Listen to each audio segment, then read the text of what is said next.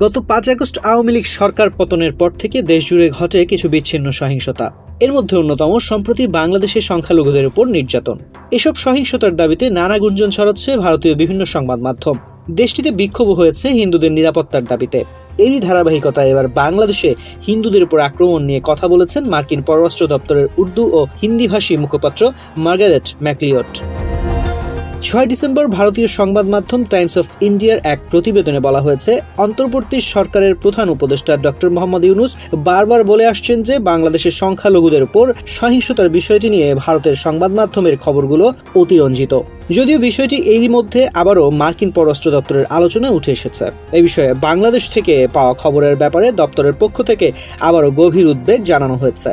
মার্কিন পররাষ্ট্র দপ্তরের উর্দু ও হিন্দিভাষী মুখপাত্র মার্গারেট ম্যাকলিওড বলেন, আমরা বিষয়টি গভীরভাবে পর্যবেক্ষণ করছি। আমরা আশা করছি অঞ্চলের প্রতিটি ব্যক্তি তাদের ধর্ম ও বিশ্বাস অনুযায়ী জীবনযাপন করতে পারবে।